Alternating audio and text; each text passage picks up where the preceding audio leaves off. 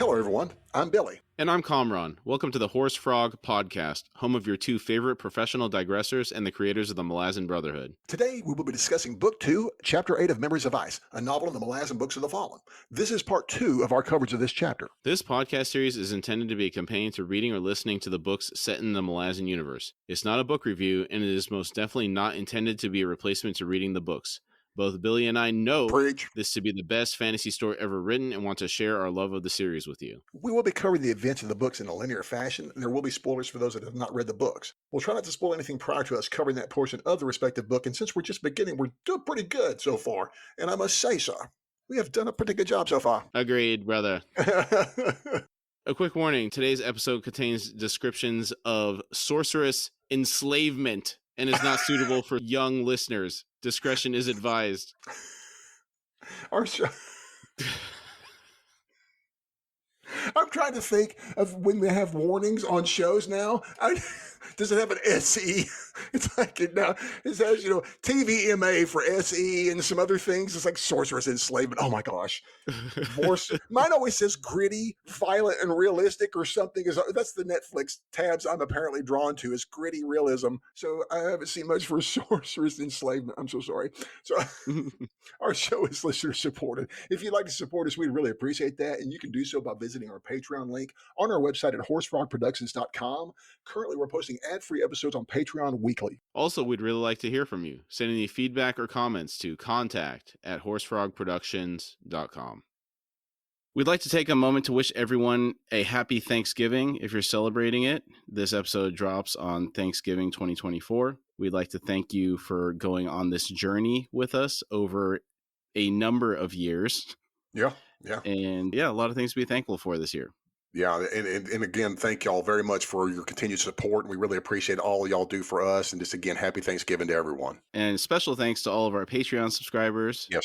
And the people that engage with us, whether it's via comments or emails. We really appreciate it. Yes, thank you so much. All right, Chapter 8, Part 2. We pick up the chapter in Brood's camp. The Mybe dreamed. Once more, after so long, she found herself wandering the tundra as a dry wind swept over her, smelling of dead ice. She walked without aches, heard no rattle deep in her chest as she breathed the crisp air.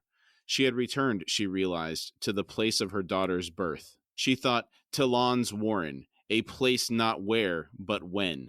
The time of youth, for the world, for me. She lifted her arms, saw the plump flesh of her hands. She thought, I am young.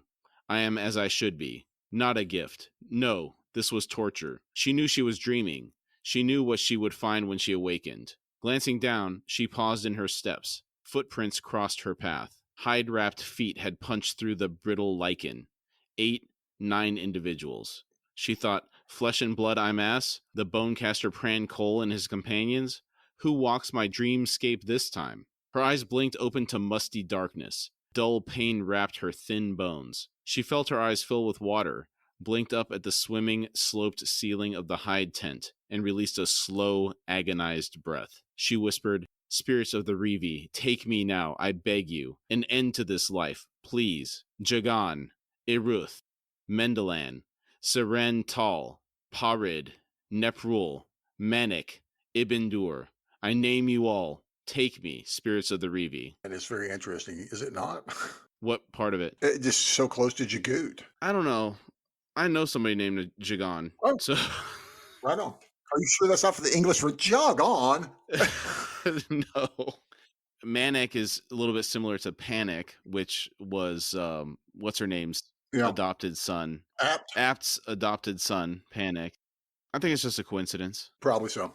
The spirits were deaf to her prayer. With a soft whimper, she sat up, then reached for her clothes. She tottered out into misty light to find the Revi camp was awakening around her. Figures were emerging from the nearby tents, voices softly singing in ritual greeting the dawn. Iruth met Inal Barku Sen Netral. Ah Ritan. Iruth met Inal. The Mybe did not sing. There was no joy within her for another day of life. Someone said, Dear lass, I have just the thing for you. She turned at the voice. Krupp was waddling down the path towards her, clutching a small wooden box in his pudgy hands. She managed a wry smile and said, Forgive me if I hesitate at your gifts.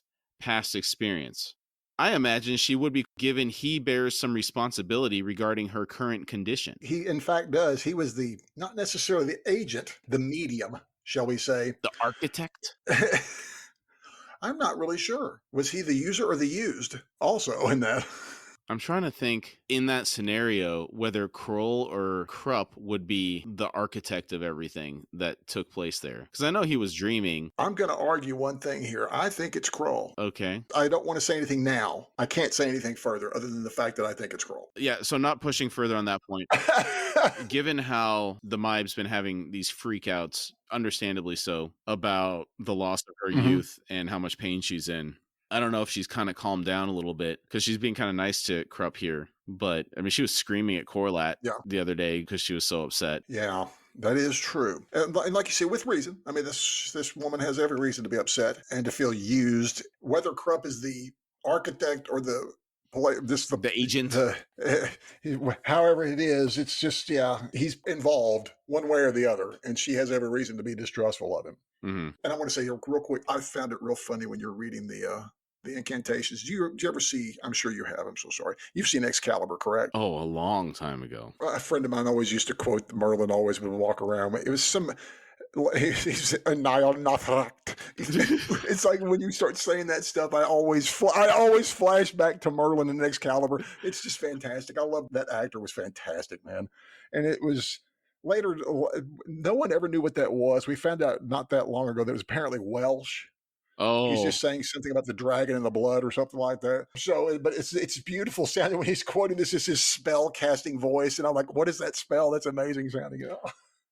It's just some Welsh thing. On this pretty major road in my parents' neighborhood, there is a house. During Christmas, they put up Christmas decorations. It has some type of festive thing in Welsh, and it's quite long, as one can imagine. Okay. I don't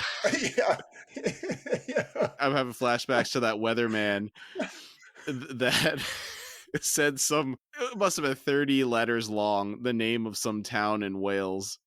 And he nailed it, and he kind of gives a smug smile at the end of saying it correctly. You got to. I mean, he worked a week for that. Oh my word.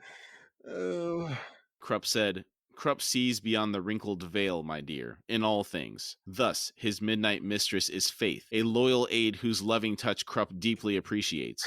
Mercantile interests yield happy, if unexpected gifts. Within this modest container awaits a treasure, which I offer to you, dear. The Mibe said, I have no use for treasures, Krupp, though I thank you. Krupp said, a history worth recounting, Krupp assures you. In extending the tunnel network leading to and from the famed caverns of gaseous bounty beneath fair Darujistan, hewn chambers were found here and there, the walls revealing each blow of countless antler picks. And upon said rippling surfaces, glorious scenes from the distant past were found. Painted in spit and charcoal and hematite and blood and snot and hood knows what else, but there was more. More indeed. Pedestals, carved in the fashion of rude altars, and upon these altars, these. He flipped back the lid of the box. At first the Mibe thought she was looking down upon a collection of flint blades, resting on strangely wrought bangles, seemingly of the same fractious material. Then her eyes narrowed. Krupp whispered, aye, fashioned as if they were indeed flint, but no, they are copper. Cold-hammered, the ore gouged raw from the veins in rock, flattened beneath pounding stones. Layer upon layer, shaped, worked, to mirror a heritage. His small eyes lifted, met the Mibe's. He said, Krupp sees the pain of your twisted bones, my dear, and he grieves. These copper objects are not tools, but ornaments, to be worn about the body. You will find the blades have clasps suitable for a hide thong. You will find wristlets and anklets, arm torques, and, necklets. There is efficacy in such items, to ease your aches. Copper, the first gift of the gods. Bemused at her own sentimentality, the Mibe wiped the tears from her lined cheeks. She said, I thank you, friend Krupp. Our tribe retains the knowledge of copper's healing qualities. Alas, they are not proof against old age. Krupp's eyes flashed. He said, Krupp's story is not yet complete, lass. Scholars were brought down to those chambers, sharp minds devoted to the mysteries of antiquity, the altars, one for each chamber, 8 in all, individually aspected.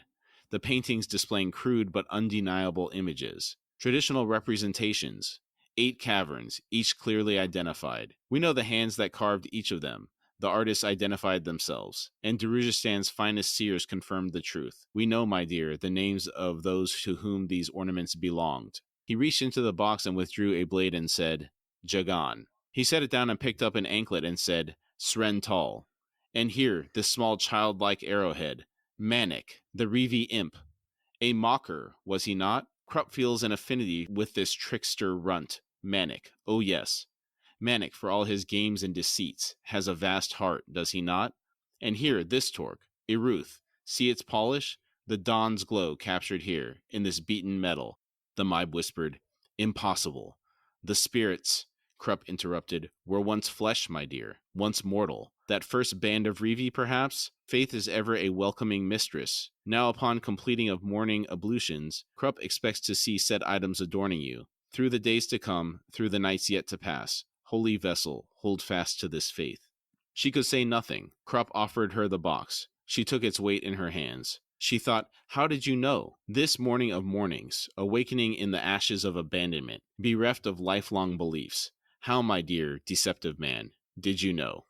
After that dream the night before, it would be hard not to feel something spiritual after receiving this gift. She had been saying the spirits weren't answering her prayers, and then immediately after having that dream about seeing these footsteps of 8 or 9 individuals, this stuff just randomly shows up. Yeah, I agree. This is a very big deal, and it would have a hopefully a beneficial effect on her, if nothing else, at least on her spirits and on her morale. Yeah, a lot of the way people handle situations is mental. You can compound an issue Yes. through the way you perceive it, or you can ease it a little bit if you have the right attitude. So in this case, she was in a downward spiral, Yeah. and hopefully this can kind of turn that around a little bit. Yeah, I agree. I hope so. Krupp stepped back with a sigh, then said, The rigors of delivery have left Krupp exhausted and famished. Sedbox trembled these all too civilized appendages. She smiled and said, Rigors of delivery, Krupp? I could tell you a thing or two. He said, No doubt, but do not despair of ever receiving just reward, lass. He winked, then swung about and ambled off. A few paces away, Krupp stopped and turned. He said, Oh, Krupp further informs that faith has a twin, equally sweet, and that is dreams. To discount such sweetness is to dismiss the truth of her gifts, lass. He fluttered one hand in a wave, then turned once more. Do you think this is a clue as to what some of his power is? The power of dreaming? I think it is. I don't know if it's just one aspect of his power. It's intimated, I think it was spelled out, that he is an adept at the deck of dragons, but uses no deck. And so it's all in his head somehow. And so this dreaming ability may be linked with that. Could be like, because, I've always looked at the deck of dragons as being a type of forecaster, telling you kind of who's on the field, who's playing, and who's making moves kind of thing. And maybe his dreams also do the same type of thing tied together with that. It's kind of like, did you ever read or see Stephen King's Dreamcatcher? No, I did not. It's not a particularly great one, but I enjoyed it because there were some things I just thoroughly enjoyed about it. But it's kind of like a weird alien spore infects these people. I'm so sorry. Should I just spoiler alert this crap? This is 20 years old almost. So if you haven't seen or read Dreamcatcher, people hate this book and hate this movie. So I'm sorry if I'm spoiling this movie or book for folks. But it's old, so it's this guy is keeping his identity by building a mind palace to keep things hidden from something taking over his mind. Now, this is a gross oversimplification, but there you have it. And I feel this is kind of similar in some way, and I can't put my finger on the linkage, but it feels similar. I see. So Krupp's mental power is somehow linked to the Warrens and his affinity for the deck of dragons, if I'm understanding you correctly. That's my thoughts. Uh-huh.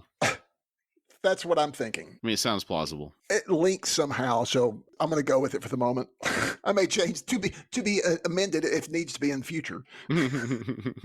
He walked on, and moments later was beyond her line of sight. The Maib thought, so like Manik indeed. You buried something there, didn't you, Krupp? Faith and dreams. The dreams of hope and desire, or the dreams of sleep? Whose path did I cross last night? 85 leagues to the northeast, Picker leaned back against the grassy slope, squinting as she watched the last of the quarrels dwindle westward. Beside her, Ansi growled, If I have to sit another heartbeat on one of those, someone kill me now, and bless him for the mercy. Picker closed her eyes and said, If you're giving leave to wring your neck, Ansi, I'll lay odds one of us will take you up on it before the day's done. Ansi said, What an awful thing to say, Picker. What's made me so unpopular? I ain't done nothing to no one never now, have I?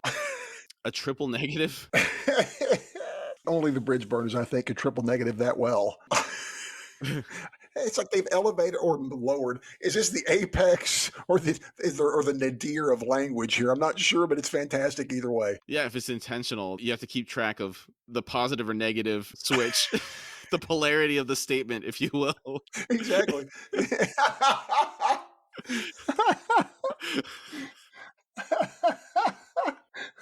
That's amazing, dude. Pigger said, "Give me a moment to figure out what you just said, and I'll answer you honestly." Ansi said, "I didn't not make any sense, woman, and you know it." He lowered his voice, then said, "Captain's fault, anyhow." Pigger said, "No, it ain't, Sergeant. And that kind of muttering's damn unfair and could end up spitting poison right back in your eye. This deal was cooked up by Whiskey Jack and Dujek. You feel like cursing someone? Try them."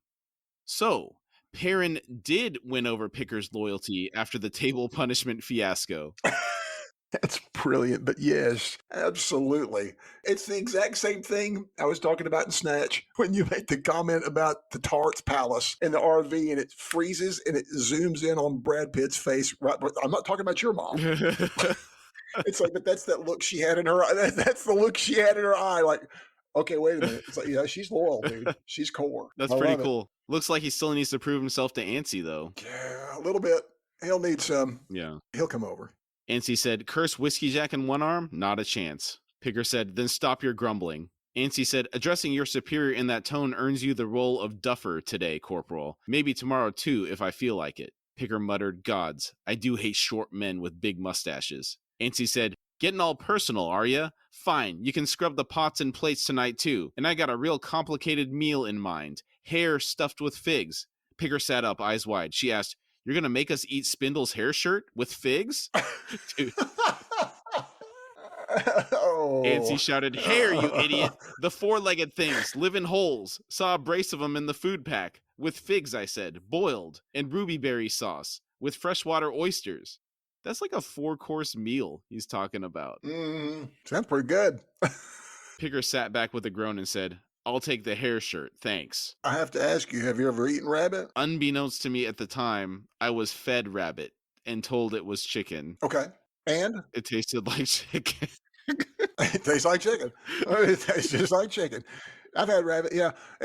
My grandfather, my dad's dad, he raised some rabbits for a while as an older man because he wanted to eat some rabbits. Apparently, I did not know this. This was the part I was left in the dark about until I watched him take one out one time. I was like, oh my gosh. But that rabbit did taste pretty good. So this reminds me, I saw a short the other day. Somebody had 2 pet rabbits, a male and a female. These were big rabbits. Mm-hmm. She was holding the female, and the male was attacking her with its forepaws. It was standing on its back legs, and it was rapidly punching her. And they added in a DPS meter, and it was like 1 HP per attack. It was hilarious because it was just the rapidity, but the lack of efficacy of these attacks was hilarious. He was like circling her and attacking very quickly, but it wasn't doing anything. Was he dreaming of being the rabbit of Kyle Banog? Oh, I'm sure all rabbits do. It reminds me that when I was a kid, we went to my cousin's uncle, worked on that ranch. There were rabbits in a barn, and my brother and I were really young. We go in there and we're playing with these young rabbits, and then one of them squeaked. I had always thought rabbits were silent, and I thought back to Monty Python, and it was squeaking and flying around and cutting people's heads off, and freaked me out. Oh, my word. That is hilarious, dude. The journey had been grueling, with few and all too brief rest stops. Nor were the Black Maranth much in the way of company. Virtually silent, aloof and grim. Picker had yet to see one of the warriors shed his or her armor. They wore it like a chitinous second skin. Their commander, Twist, and his quarrel were all that remained of the flight that had transported them to the foot of the Barghast Range. Perrin was saddled with the task of communicating with the Black Maranth commander.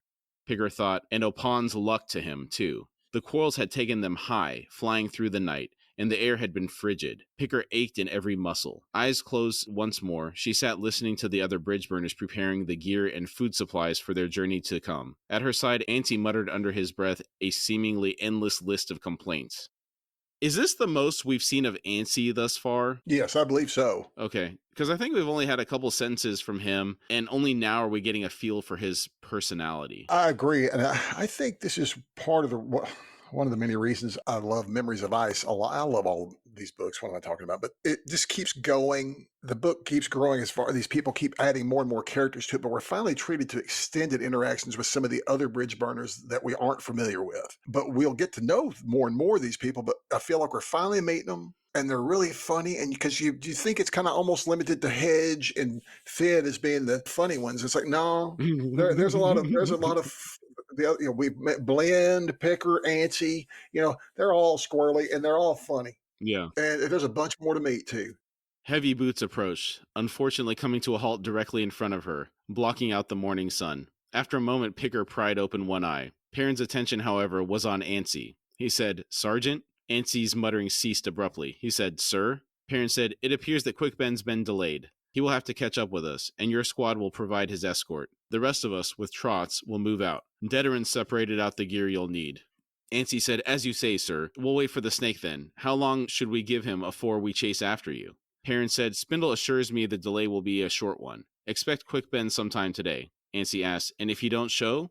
Perrin said, "He'll show." Antsy asked, "But if he don't?"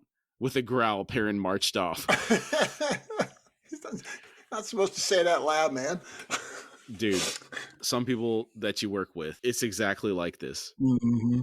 Where there's an expectation of some level of autonomy at a certain point, and no, it must be outlined to the letter. No. Every outcome, every possibility. Otherwise, they cannot. Oh, yes. They cannot handle. And then sometimes they'll come back and confirm, even after you explained everything, with every permutation of possibility. They still like, dude, is this right? Ready to do this? Come on now. Yeah. That's at all levels of all life, I think. Yeah. What surprises me is Antsy, he's in a position of leadership. If he is this unable to be autonomous, then how did he get to that level? I'm just assuming that Antsy is also a well-earned name for this feller. Yeah. I just think it's funny because normally you think that someone in the command structure would be relatively decisive. I agree. I don't know how he wind up here without how he could not be more autonomous than this. He must be. He's just being it's what he does, man. Being a knucklehead. Yeah. There we go. Antsy swung a baffled expression on Picker and asked, "What if Quick Ben don't show?" Picker said, "You idiot, Antsy." Antsy exclaimed, "It's a legit question, damn it. What got him all huffy about it?" Picker said, "You got a brain in there somewhere, Sergeant. Why not use it? If the mage don't show up, something's gone seriously wrong. And if that happens, we're better off hightailing it anywhere, so long as it's away from everything." Antsy's red face paled. He asked, "Why won't he make it? What's gone wrong?" Picker said, "Ain't nothing's gone wrong, Antsy." Hood's breath. "Quick Ben will get here today, as sure as the sun just rose, and is even now baking your brain. Look at your new squad members, Sergeant. Mallet there, and Hedge. You're embarrassing the rest of us." And I guess, to your point, now we know why he's called Antsy. It looks like he gets himself all worked up over nothing. Yeah, this fella, is this one of the first cases of these real sensitive types? It's like they occasionally crop up here too in the Malazan universe. Except Antsy's worked himself up there pretty well, but at the same time, it's like, I don't know how, but okay. He must do something right at some point. But yeah, that fella needs to take some Xanax or something. I'm not endorsing the use of Xanax casually, people. Consult your psychiatrist for further. Give a whole list of 30 minutes of side effects. Yes. Antsy snarled and clambered to his feet. He said, "What are you toads staring at? Get to work. You, Mallet, give Deteran a hand. I want those hearthstones level. If the pot tips because they weren't, you'll be sorry, and I ain't exaggerating neither. And you, Hedge, go find Spindle." Hedge pointed up the hill and said, "He's right there, Sergeant, checking out that upside-down tree." Hands on hips, Antsy pivoted, then slowly nodded. He said, "And it's no wonder. What kind of trees grow upside down anyway? A smart man can't help but be curious." Smart indeed, sir. Oh, my word. I love that he gives the immediate response. It's like, I do that. I think it's why folks think I know what's going on. It's like, if somebody says, "Do you know what's going on here?" I'm like, "I do not." It's like, you can't kind of answer it like that. And it's like, "Oh, wait, what?" And so it's kind of confusing. But I love that immediate response, though. Picker muttered, if you're so curious, why not go and look for yourself? Ansi said, nah, what's the point? Go collect Spindle then, Hedge. Double time. Hedge said, double time up a hill? Beru finned Ansi. It's not like we're going anywhere. Ansi said, you heard me, soldier. Scowling, Hedge began jogging up the slope. After a few strides, he slowed to a stagger. Picker grinned. Ansi demanded, now where's Blend? Blend said, right here beside you, sir. Ansi shouted, Hood's breath! Stop doing that. Where you been skulking anyway? Blend said, nowhere. Picker said, liar. Caught you sliding up out of the corner of my eye, Blend. You're mortal after all. Blend shrugged and said, heard an interesting conversation between Perrin and Trots. Turns out that Barghast bastard once had some kind of high rank in his own tribe. Something about all those tattoos. Anyway, turns out we're here to find the biggest local tribe, the Whitefaces, with the aim of enlisting their help, an alliance against the Panyan Daman.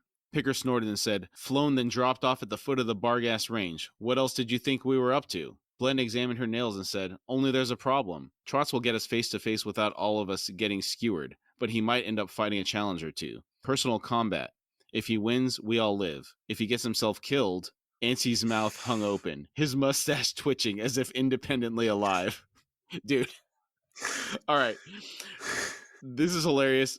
Talk about him getting stirred up. Now, this one I understand. Yes. Because legitimately Absolutely. his fate is out of his hands. There's that. It's just also the fact that it's done just to agitate him too. It's like, yeah, well, you know what'll happen if he gets himself killed. Well, I love that. There's a certain aspect of Blend that reminds me of a teenage daughter. Sure. Where she's just kind of nonchalant, doesn't seem to care. I don't know. I just picked that up about her. Whatever. Yeah. Do you pick up that same type of attitude? Yeah, absolutely.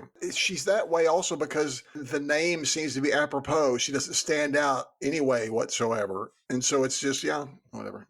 Just doesn't. Mm-hmm. It's real funny. I can think of the actress to play her too. Who? It would be Kristen Ritter. Oh my God. All right. Perfect. Everything I see her in, she's always at whatever. Picker groaned. Ansi spun and said, Corporal, find Trots. Sit him down with that fancy whetstone of yours and get him to sharpen his weapons real good. Picker said, oh, really, Ansi? Ansi said, we gotta do something. A new voice asked, about what? Ansi whirled again and said, Spindle, thank the queen. Trots is going to get us all killed. Spindle shrugged beneath his hair shirt and said, that explains all those agitated spirits in this hill then. They can smell him, I guess. Ansi said, smell? Agitated? Hood's bones, we're all done for. Standing with the rest of the bridge burners, Perrin's eyes narrowed on the squad at the foot of the barrow. He wondered aloud, what's got Ansi all lit up? Trots bared his teeth and said, Blend was here. Heard everything. Perrin said, oh, that's terrific news. Why didn't you say anything? Trots shrugged his broad shoulders but remained silent. Grimacing, Perrin strode over to the Black Maranth commander. Perrin asked, is that quarrel of yours rested enough, Twist? I want you high over us. I want to know when we've been spotted. The chitinous black helm swung to face him. Twist said, they are already aware, Nobleborn. Perrin said, Captain will do, Twist. I don't need reminding of my precious blood. Aware, are they? How, and just as important, how do you know they know? Twist said, we stand on their land, Captain. The soul beneath us is the blood of their ancestors. Blood whispers. The Maranth here. On that note, Are you interpreting this to mean that the Maranth may be related to the Barghast? That could be seen that way, yes, sir. Because how else could they hear it if they're hearing the ancestors' blood whispering? That's kind of how I take. Yeah, I think we'll get something later. Maybe I'm on that. So okay. Perrin muttered, surprised you can hear anything inside that helm of yours. Never mind. I want you over us anyway. Twist slowly nodded. Perrin turned and surveyed his company. Veteran soldiers, virtually every one of them. Silent, frighteningly professional. He wondered what it would be like to see out through the eyes of any one of them, through the layers of the soul's exhaustion that Perrin had barely begun to find within himself. He thought, soldiers now and soldiers to the end of their days. None would dare leave to find peace. Solicitude and calm would unlock that safe prison of cold control, the only thing keeping them sane. Whiskey Jack had said to Perrin that, once this war was done, the bridge burners would be retired, forcibly if necessary. Armies possessed traditions, and these had less to do with discipline than with the fraught truths of the human spirit. Rituals at the beginning, shared among each and every recruit, and rituals at the end, a formal closure that was recognition in every way imaginable. They were necessary. Their gift was a kind of sanity, a means of coping. A soldier cannot be sent away without guidance, cannot be abandoned and left lost in something unrecognizable and indifferent to their lives. He thought, remembrance and honoring the ineffable. Yet when it's done, what is the once soldier? What does he or she become? An entire future spent walking backward, eyes on the past, its horrors, its losses, its grief, its sheer heart-bursting living? The ritual is a turning around, a facing forward, a gentle and respectful hand like a guide on the shoulder. I've been listening to a lot of interviews with members of the special operations community in the U.S. military, and I guess some other branches of special operations from outside the U.S. as well, like the British SAS and stuff. And it's pretty apparent that we're still doing a really bad job of providing veterans with the support they need once they come back from these conflicts. A simple ritual isn't going to cut it in most cases. A lot of these individuals are going to need years to process all that they've gone through. Yeah, I agree. The healthcare via whether it's mental or physical for our vets is really sadly lacking. And these folks give a lot, if not all, for us, and they deserve far better. Yeah, I'll climb off my soapbox about that now, but yes, they do need better. Part of it also is a lot of them are saying that when they were still serving, they were in denial of what was going on. They just kind of shoved it down. I can handle it. I'm tough, all this other stuff. And then everybody was afraid of showing any sign of weakness among all their team members. And then last couple years with all these podcasts coming out and people actually opening up and being a little bit more vulnerable publicly, come to find out they were all lying to each other because they didn't want to look weak in front of the other people, but they were all suffering. Some people still are in denial and they still won't admit it, but I think it's really helping that people are talking about it now. And then also a lot of research is being done, especially with the special operations community. They use a lot of breach charges and stuff to get into buildings, and those shockwaves repeatedly going through your body. They blow out their eardrums periodically, and then like those shockwaves going through your brain. It's like a whole next level of PTSD beyond what they're already calling PTSD. They're doing some research on maybe even having like a second category for this type of activity. You're right. I mean, they give up a lot. Yeah, it's almost, and I'm not making a lot. It's like a PPTSD. It's like a physical and a post-traumatic. It's hammered into shape by the physicality of that stuff they're doing.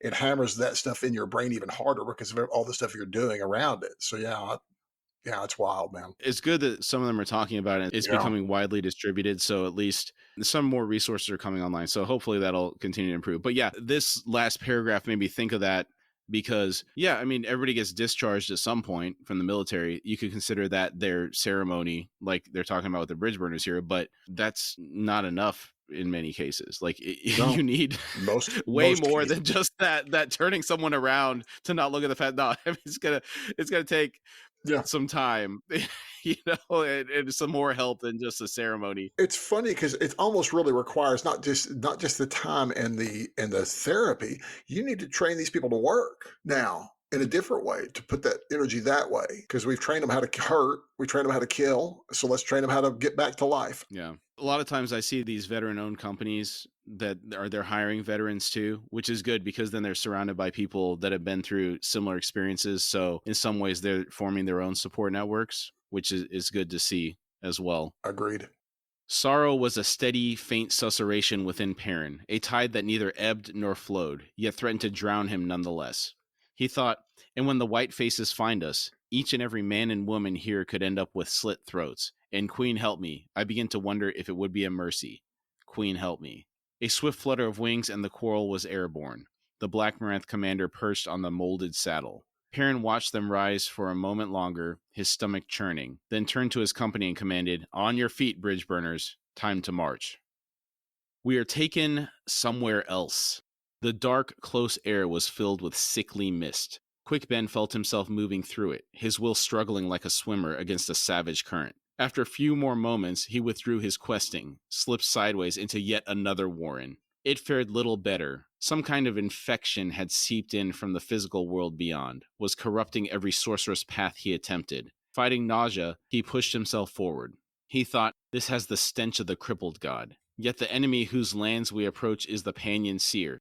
Granted, an obvious means of self-defense, sufficient to explain the coincidence. Then again, since when do I believe in coincidences? No, this commingling of sense hinted at a deeper truth. That bastard ascendant may well be chained, his body broken, but I can feel his hand, even here, twitching at invisible threads. The faintest of smiles touched Quick Ben's lips. He thought, a worthy challenge. He sounds like some modern-day hacker going up against some monolithic evil corporation or something, doesn't he? Dude, he does. I love this guy.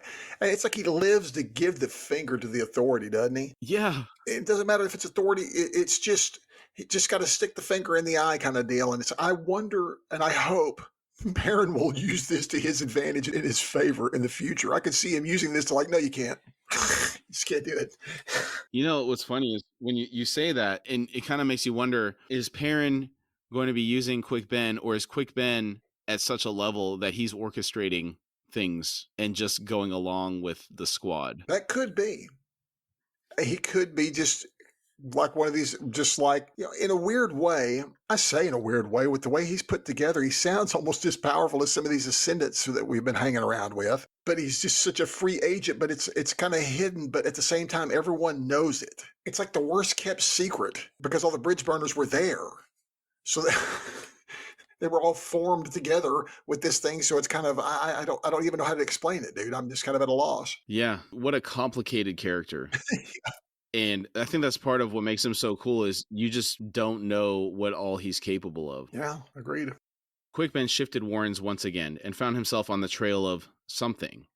A presence was ahead, leaving a cooled, strangely lifeless wake. He thought, well, perhaps no surprise. I'm striding on the edge of Hood's own realm now, after all, nonetheless.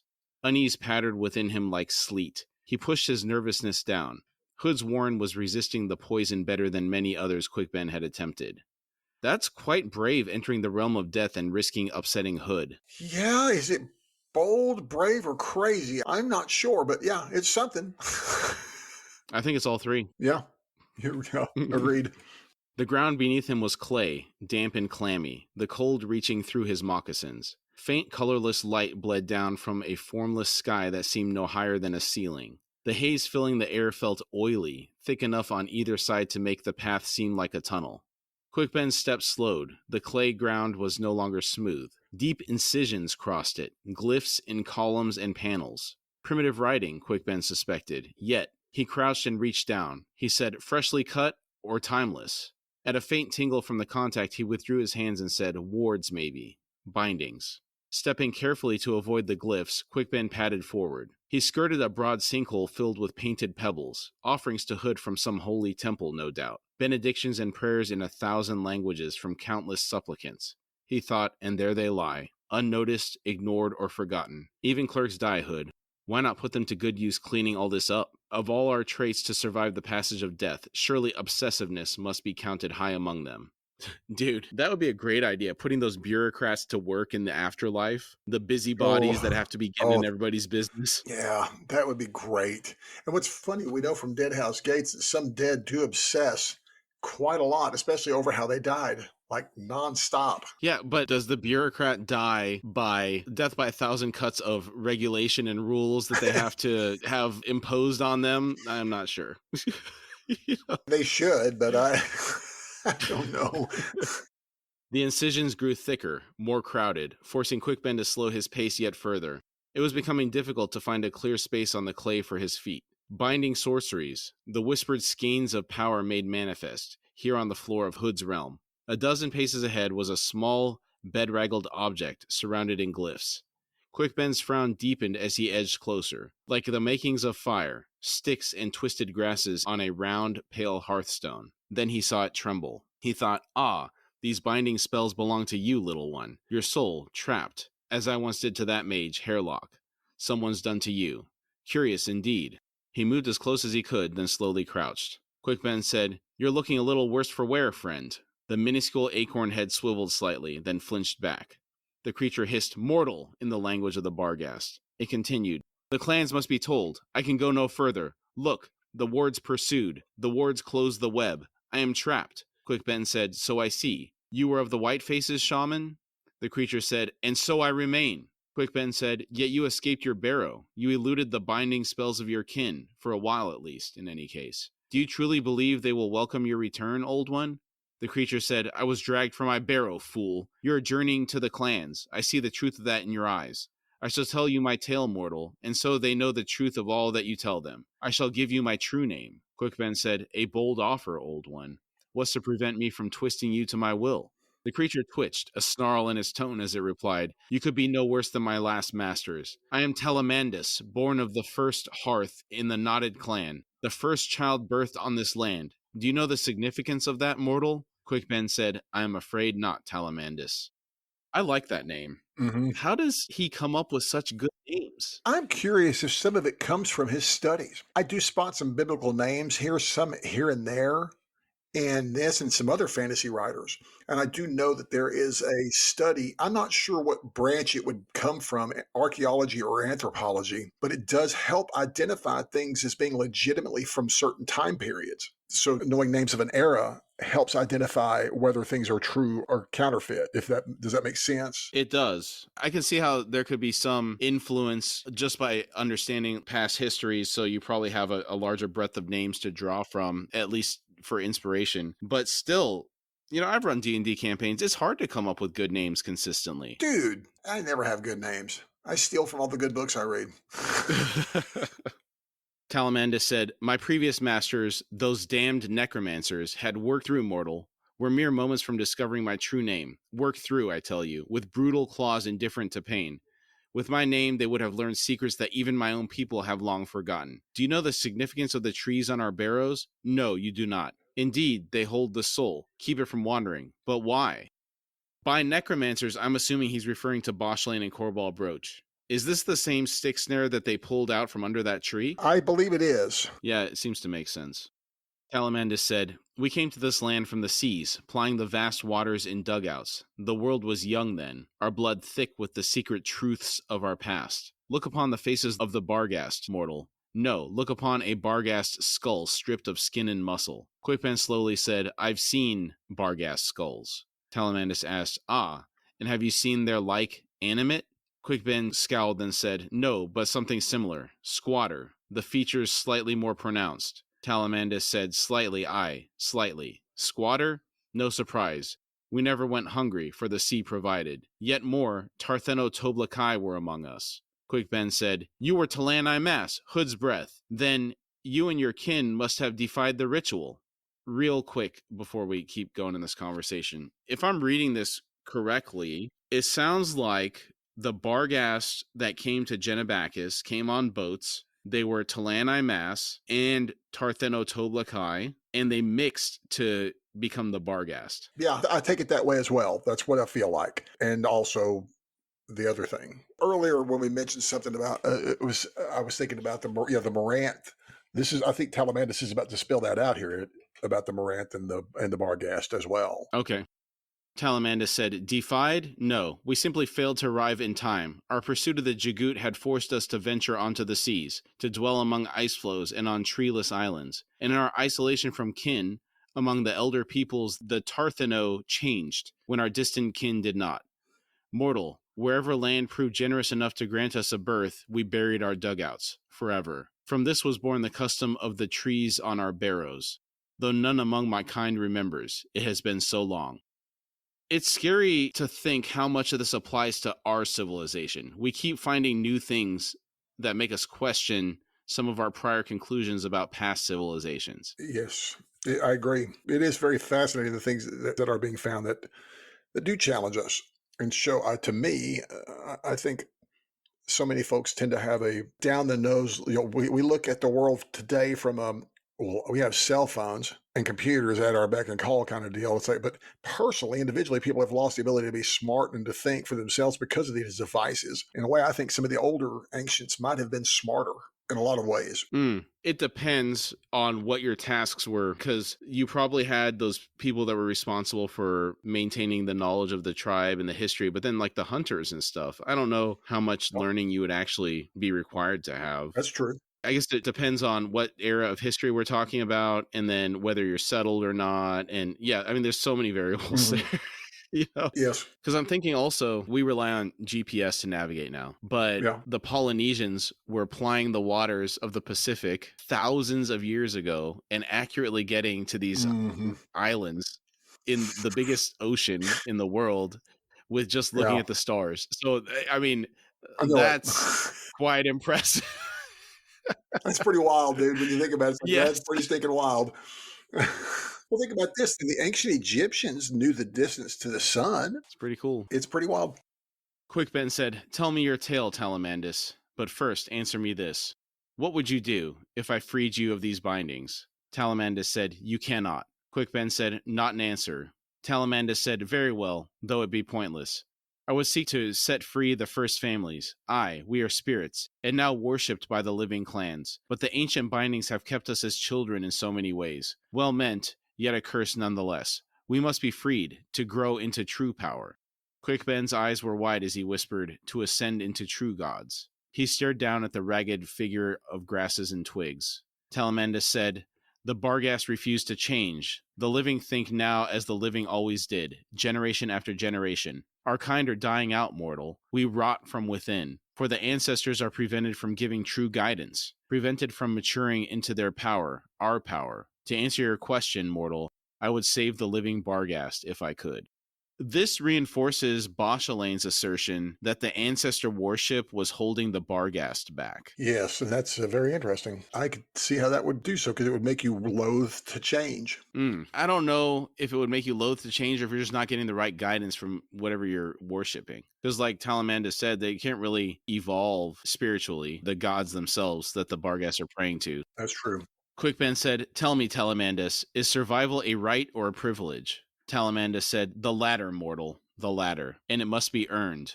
I wish for the chance, for all my people. I wish for the chance." Quick Ben slowly nodded. He said, "A worthy wish, old one." He held out his hand, palm up, stared down at it, and said, "There's salt in this clay, is there not? I smell it. Clay is usually airless, lifeless, defiant of the tireless servants of the soil. But the salt, well," a writhing clump took shape on Quick Ben's palm. He said, "Sometimes the simplest of creatures can defeat the mightiest sorceries, in the simplest way imaginable. The worms, red like blood, thin, long, and ridged with leg-like cilia along their lengths, twisted and heaved, fell in clumps to the glyph-strewn ground." He said, "These are native to a distant continent. They feed on salt, or so it seems. The mines on the dry seabeds of Seta are thick with these things, especially in the dry season. They can turn the hardest pan of clay into sand. To put it another way, they bring air to the airless." He dropped the clump onto the ground, watched as the worms spread out, began burrowing. He said, "And they breed faster than maggots. Ah, see those glyphs there on the edges? Their bindings crumbling. Can you feel the loosening?" Talamandus asked, "Mortal, who are you?" Quick Ben said, "In the eyes of the gods, Talamandus, just a lowly saltworm. I'll hear your tale now, old one." Mm. Man, Quick Ben's legend keeps growing. What an amazing character. I always get so excited to see him doing things no one else can do and seeing things no one else can see. Quick, dude. What a guy. He thinks so wildly out of the box. I guess I know why with all those brains. Gee, check out the big brains on Brad. I mean, that's Dan for you. He's got all kinds of circles within circles and plans within plans. He's something else, man. The Mentat sorcerer. Yes. With a sense of humor. Yeah. Mhm. And thus the chapter ends. For standout moments, Krupp showing up with the sanctified jewelry immediately after the Maib had a dream about the Revi spirits. That is really touching. And it kind of, like I said, I think I kind of needed that because I don't like seeing this woman suffer. Yeah, it's intolerable. Yes, it is. The interaction between Ansi and the rest of the bridge burners. I really like how Ansi got himself worked up over nothing. And then Blend being Blend, Picker was hilarious. The whole scene was really fun. Oh, yeah. It's wonderful stuff. And as I'd stated when we were going through it, I just love that we're finally getting to know more of the bridge burners, especially some of these that we've kind of seen out of the corner of our eye, like Picker. Is it Picker that we meet in Gardens of the Moon real quick? She's the one that talks to Perrin? Yes. Is it Picker that salutes Perrin? Barely salutes him. Yeah. It's like introducing you to somebody 2 movies ago, and it's like, here they are now. And this one, you're like, oh, hey, cool. I saw it. I love it, dude. Yeah, Picker and Ansi came across his body in the alley after he got shanked. Yeah, that's right. The introduction of Talamandus and learning about the history of the Barghast. Yeah, I love Talamandus, and he's a very interesting character, and I hope he's around a lot longer. I don't know what it is about him, but I always liked him from the beginning of him being introduced. Though I am always terrified that this relationship is going to go south somehow. Sure. Because this guy, I'm sure he's powerful, and Quick Ben is releasing him from these. So knowing these books, it always had me so nervous. Like, ooh, is this going to go south at any moment? Yeah, and Ben even says, I mean, basically spelled it out that Talamandus, if I'm reading that correctly, is that this spirit is kind of being held back from ascending to true godhood. So it's obviously powerful and very important. The firstborn, that was mentioned also, he's firstborn on the land. That's a very important honor. So Talamandus, it's got a name in and of itself, dude. I love it. Yeah. And then seeing how Quick Ben was able to free Talamandus and witnessing the reaction by Talamandus. Dude, that is super cool because that is just like so obviously, apparently, just out of nowhere. No one would have thought of just like, well, why, because you think of attacking a binding, I guess, or seeing if you can defeat the binding. It's like, I'm not even going to work on the binding. I'm just going to work on the soil the binding is on. That's brilliant. Brilliant, sir. All right, great job tonight, Billy. Oh, Dad, good job. Good job. You got any final thoughts before we drop off here? No, just a great episode. And I just love all the bridge burner dialogue. So funny, so hilarious, so genuine. And again, I think you and I both always come back to the love and the grunts and the bridge burner always keep us grounded and lend the greater sense of realism to this series. Just so good. So funny. Yeah, it makes it feel less so like a fantasy novel. Yes, these people are friends. I get to liking them like friends. Yeah, you develop a love for them. Yes. I feel that too. Yeah, definitely. Very much so. All right, thanks everybody. We'll see you next week. We'll see y'all next week. We thank you all for joining us today. Again, we really like to thank you for taking the time to be with us, and we've had a really great time talking about the topic today. If you would like to support our show, you can find us at horsefrogproductions.com, where you can find our Patreon link. Depending on the platform you're listening from, it may also be in the episode description. And if you'd like to contact us through email, it's at contact@horsefrogproductions.com.